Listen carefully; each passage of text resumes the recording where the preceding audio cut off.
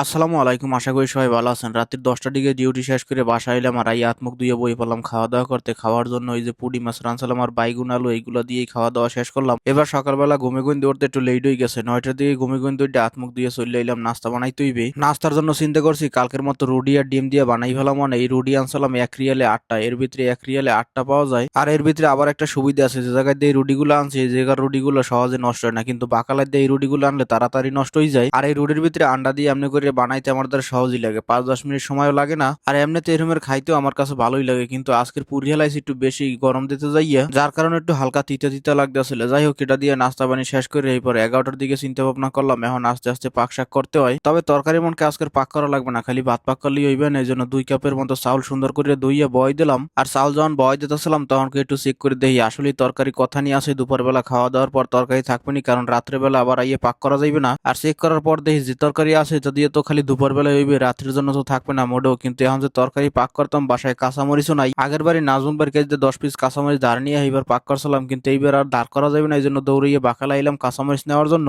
আর বাকালায় দিয়ে কাঁচামরিচ এনে আগে যে তরকারি আসলে এগুলো একটা প্লেটের ভিতরে রাখলাম, কারণ এই পাতিলের ভিতরে তরকারি পাক করতে হইবে। কিন্তু পাক করতাম কি তাড়াতাড়ি করে কি পাক করা যায়, হাতে বেশি সময় নাই, অল্পের ভিতরে পাক শাক কমপ্লিট করতে হবে। আর মাছ মাংস যদি ভিজাই দিই তাইলে অনেক সময় লাগে যাবে। এদিকে 12টা প্রায় বাজে গেছে, তাড়াহুড়ো করে কিছু একটা পাক না করে থুয়ে গেলে রাত্রে এই পাক করতে হবে। তো চিন্তা ভাবনা করতে করতে 2 পিস আলু লইলাম, কই 2 পিস আলু ভাজি করে থুয়ে যাও মানে সোজা পাইলে পাক করার জন্য। বাসায় তো অনেক কিছুই আসলে, মাছ আসলে, মুরগি আসলে, ইলিশ মাছ আসলে, কিন্তু কোনোটাই পাক করা এখন সম্ভব না, কারণ হাতে সময় নাই। তাই তাড়াতাড়ি করে পেঁয়াজ মরিচ কুচিয়ে আলু কুচিয়ে সুন্দর করে ভাজি করে হেলাইলাম। আর ভাজির চেহারাটা দেখতে দেখা যাইতেছে, মন চাইতেছে এখনই খাইয়ে হেলাই। এমনি আলু ভাজি আর পান্তা ভাত খাইছি অনেক দিন হয়ে গেছে, একদম দেশে থাকতে 9-10 বছরের উপরে হয়ে গেছে। যাই হোক, পাক শাক শেষ করে গোসল দিয়ে তাড়াতাড়ি করে বই পড়লাম দুপুরের খাবার দাবার জন্য। আর পুরন তরকারি দিয়ে খাওয়ার পরে লাস্টে আবার একটু আলু ভাজি খাইয়েও দেখলাম কিরম লাগে। আলু ভাজি তো মাসাল্লাহ ভালো হয়েছে। এদিকে সময় চলে যাইতেছে, তাড়াতাড়ি করে খাওয়া দাওয়া শেষ করে ডিউটির জন্য আস্তে আস্তে রেডি হইলাম। আর প্যান্ট শার্ট পরে রেডি হয়ে যখন চুলা ছাড়াইতেছিলাম তখন দেখি কয়েক পিস চুল সোজাই হইতেছে না। রাত্রে ঘুমাবার সময় যেরকম বাস পরে রয়েছে এমনি বাঁকা হয়ে আছে।